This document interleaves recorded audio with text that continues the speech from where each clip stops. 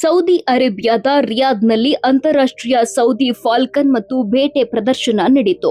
ಆ ಶೋನಲ್ಲಿ ಗಿಡುಗವೊಂದು 1 KG 53 gram ಚಿನ್ನದಷ್ಟು ಬೆಲೆಗೆ ಅಂದ್ರೆ 1,53,00,000ಕ್ಕೆ ಮಾರಾಟವಾಗಿದೆ. ಆ ಮೂಲಕ ಇಲ್ಲಿಯವರೆಗೆ ಅತ್ಯಂತ ದುಬಾರಿ ಬೆಲೆಗೆ ಸೇಲಾದ ಮಂಗೋಲಿಯನ್ ಗಿಡುಗ ಎಂಬ ಖ್ಯಾತಿಗೆ ಭಾಜನವಾಯಿತು. ಮಂಗೋಲಿಯನ್ ಫಾಲ್ಕನ್ 6,50,000 ಸೌದಿ ರಿಯಲ್ಗಳಿಗೆ ಅಂದ್ರೆ ಸುಮಾರು 1.53 ಕೋಟಿ ರೂಪಾಯಿಗಳಿಗೆ ಮಾರಾಟವಾಗಿದೆ. ಮಂಗೋಲಿಯನ್ ಹದ್ದಿನಲ್ಲಿ 2,000ಕ್ಕೂ ಹೆಚ್ಚು ಗರಿಗಳಿವೆ. ಅವುಗಳಲ್ಲಿ ಚಿಕ್ಕದಾದ ಮೃದುವಾದ ರೆಕ್ಕೆಗಳು ಗಾಳಿಯಲ್ಲಿ ಹಾರಾಡುವಾಗ ಹಕ್ಕಿಯ ದೇಹವನ್ನ ಬೆಚ್ಚಗಿಡ್ತವೆ. ಈ ವರ್ಷದ ಪ್ರದರ್ಶನದಲ್ಲಿ 2 ಮಂಗೋಲಿಯನ್ ಗಿಡುಗಗಳನ್ನ ಹರಾಜಿಗೆ ಇಡಲಾಗಿತ್ತು. ಮೊದಲನೆಯದ್ದು 1,28,000 ರಿಯಾಲ್ಗಳಿಗೆ ಮಾರಾಟವಾಗಿದೆ. ಎರಡನೆಯದ್ದು 6.5 ಲಕ್ಷ ರಿಯಾಲ್ಗಳಿಗೆ ಮಾರಾಟವಾಗಿದೆ.